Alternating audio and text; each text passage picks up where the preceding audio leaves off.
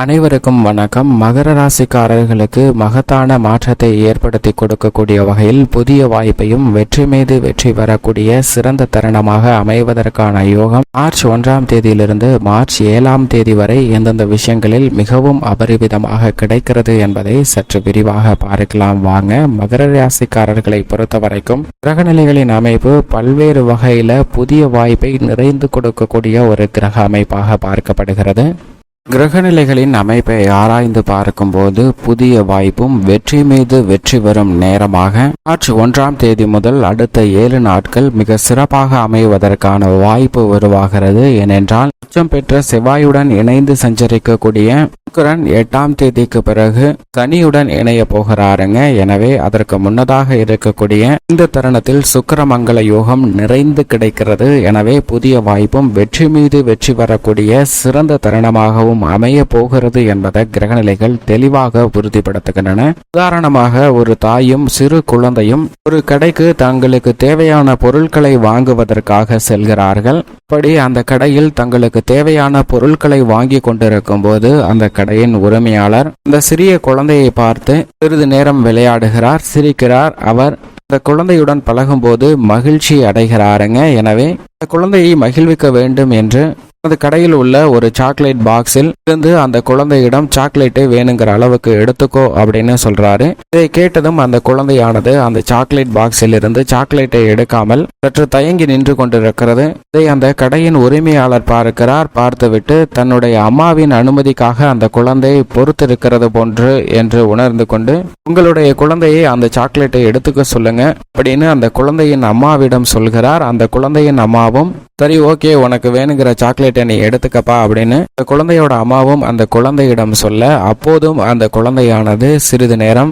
பார்த்து கொண்டு தயக்கத்துடன் தான் நின்று கொண்டிருக்கிறது. இதை பார்த்த அந்த கடை உரிமையாளர் சரி குழந்தை மிகவும் தயங்குகிறது என்று நினைத்து என்னுடைய 2 கைகளை வைத்து அந்த சாக்லேட்டை அள்ளி அந்த குழந்தையிடம் கொடுக்கிறார். அப்போது அந்த குழந்தையின் 2 கைகளை சேர்த்து குவிர்த்தும் அந்த சாக்லேட்டை வாங்கி கொள்ள முடியாத அளவிற்கு நிறைந்து விழுகிறது. அது கை நிரம்பக்கூடிய அளவிற்கு கடைக்காரர் சாக்லேட்டை கொடுக்கிறார். அதை வாங்கி கொண்டு அந்த குழந்தை ரெட்டிப்பு மகிழ்ச்சியுடன் செல்கிறதுங்க.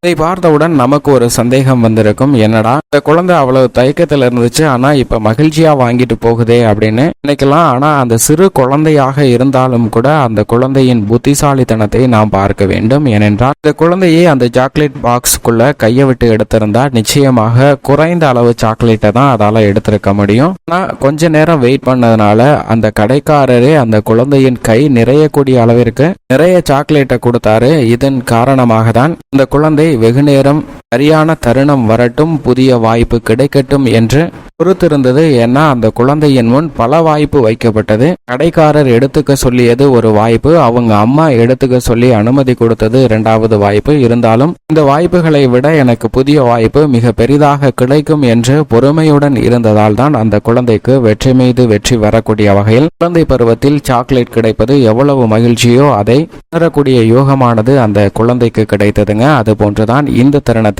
மிக வலுவாக புதிய வாய்ப்பையும் வெற்றி மீது வெற்றி தரக்கூடிய வகையில் உச்சம் பெற்று செவ்வாய் சஞ்சரிக்கிறார் மகர ராசியில். அவருடன் இணைந்து சுக்கிரனும் மிக வலுவாக சஞ்சரிக்கிறாருங்க. உச்ச சுக்கிர மங்கள யோகம் இந்த வாரத்துடன் நிறைவடைகிறது. அதற்கு பிறகு சுக்கிரன் சனியுடன் இணைந்து சஞ்சரிக்க போகிறாருங்க. அது வேறு மாதிரியான பலன்களை கொடுக்கக்கூடிய ஒரு சிறந்த அமைப்பாக பார்க்கப்படுகிறது. இருந்தாலும் இந்த தருணத்தில் நிறைந்த நன்மையும் புதிய வாய்ப்புகளையும் மிக வலுவாக கொடுக்கக்கூடிய அளவில் உச்சம் பெற்று செவ்வாயும் சுக்கிரனும் இணைந்து சஞ்சரிப்பது இரட்டிப்பு நன்மையை ஏற்படுத்தி கொடுக்கக்கூடிய ஒரு சிறந்த அமைப்பாக பார்க்கப்படுகிறது. அது மட்டுமல்லாது சந்திரன் இந்த வாரம் முழுவதுமே மிக சிறப்பாக சஞ்சரிக்கிறார். வாரத்தின் துவக்கத்தில் விருச்சிக ராசியிலும் அதற்கு பிறகு தனுசு மற்றும் மகரம் கும்பம் ஆகிய ராசிகள்ல சஞ்சரிக்க போகிறாருங்க. சந்திரனும் சுக்கிரனும் இணையும் தருணம் என்பது இந்த தருணத்தில் பொருளாதார ரீதியாக வலுவான நிலையை அடைவதற்கான சில அதிர்ஷ்ட வாய்ப்புகளை நிறைந்து கொடுக்கக்கூடிய ஒரு சிறந்த தருணமாக அமைவதற்கான வாய்ப்பும் யோகமும் நிறைந்து கிடைக்கிறதுங்க. சந்திரனின் அமைப்பும் பல புதிய வாய்ப்புகளை நிறைந்து கொடுக்கிறது. அது மட்டுமல்லாது வித்யாகாரகராக இருக்கக்கூடிய புதன் இந்த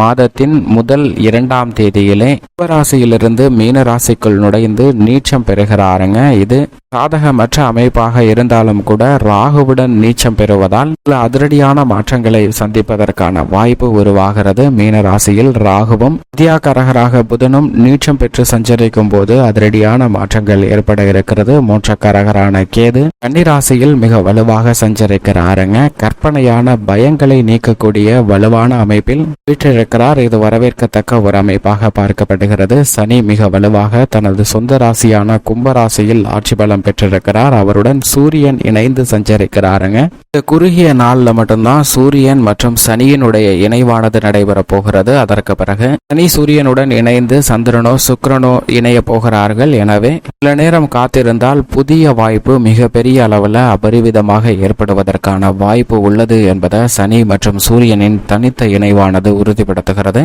கோல்சார விதியின் அடிப்படையில் சாதகமற்ற இருந்தாலும் மிக பெரிய மாற்றத்தை ஏற்படுத்தி கொடுக்கக்கூடிய ஒரு கிரக அமைப்பாக பார்க்கப்படுகிறது. முழு சுப கிரகமாக இருக்கக்கூடிய குரு மிக வலுவாக மேசராசியில் வீற்றிருக்கிறாருங்க. அதிவிரைவாக அனைத்து விதமான நன்மைகளையும் அள்ளி கொடுக்கக்கூடிய வலுவான அமைப்பில் சஞ்சரிக்கிறார். மிக விரைவில் ரிஷபராசிக்குள் நுழைய இருக்கிறாருங்க. எனவே அதற்கு முன்னதாக இருக்கக்கூடிய இந்த சில வாரங்கள்ல நீங்கள் எதிர்பார்க்கக்கூடிய வெற்றி மீது வெற்றியும் புதிய வாய்ப்புகளும் உங்களை தேடி வரக்கூடிய வலுவான கிரக அமைப்பை உறுதிப்படுத்த கொடுக்கிறாருங்க. இப்படி நவ கிரகங்களின் அமைப்பானது மிகவும் வலுவாகவும் புதிய வாய்ப்பை நிறைந்து கொடுக்கக்கூடிய ஒரு சிறந்த தருணமாக மாற்றி அமைக்கிறது.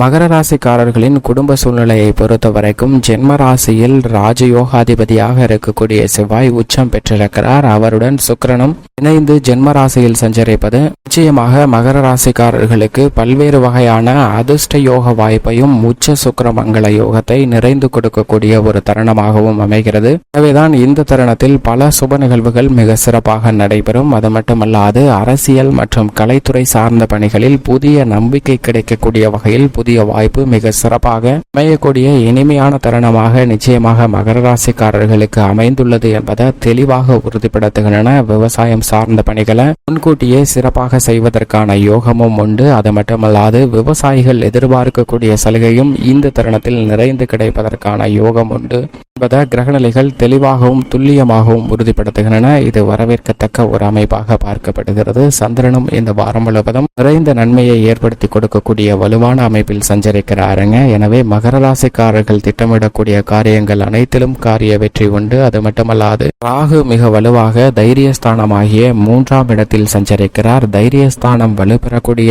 இந்த தருணத்தில் அவருடன் இணைந்து புதனும் நீச்சம் பெற்று சஞ்சரிக்க போகிறாருங்க. எனவே மகர ராசிக்காரர்களுக்கு 3ஆம் இடத்தில் இந்த 2 கிரகநிலைகளும் இணைந்து சஞ்சரிப்பதால் முன்னேற்றத்திற்கு முட்டுக்கட்டையிடக்கூடிய பல காரியங்கள் அனைத்தும் தகர்த்தெறியப்படுகின்றன. அது மட்டுமல்லாது 9ஆம் இடமான பாக்கியஸ்தானத்தில் கேது சஞ்சரிப்பதால் தடைகள் நிச்சயமாக விலகக்கூடிய இனிமையான தருணமாக அமைகிறது. எனவே பல்வேறு வகையான தடைகள் விலகி நல்ல முன்னேற்றம் நிறைந்து கிடைக்கக்கூடிய ஒரு இனிமையான தருணமாக மாறுகிறது என்பதில் நிச்சயமாக சந்தேகமே இல்லை. அது மட்டுமல்லாது மிக சிறப்பான முன்னேற்றத்தை ஏற்படுத்தி கொடுக்கக்கூடிய வலுவான அமைப்பில் சஞ்சரிக்கின்றன. 2ஆம் இடம் ஆகிய தனஸ்தானத்தில் ஆட்சி பலம் பெற்றிருக்கிறார் ராசியின் அதிபதியான சனி. அவருடன் சூரியனும் இணைந்திருப்பதால் தன ரீதியான சிக்கல்கள் நிச்சயமாக இந்த தருணத்தில் ஏற்பட்டாலும் அவை மிகப்பெரிய அளவில் பாதிப்பை ஏற்படுத்தாது. அது மட்டுமல்லாது குடும்ப ரீதியாக இருக்கக்கூடிய பல சிக்கல்கள் நிச்சயமாக இந்த தருணத்தில் விலகக்கூடிய ஒரு தருணமாக பார்க்கப்படுகிறது. சுகஸ்தானத்தில் நிலை கொண்டிருக்கக்கூடிய குரு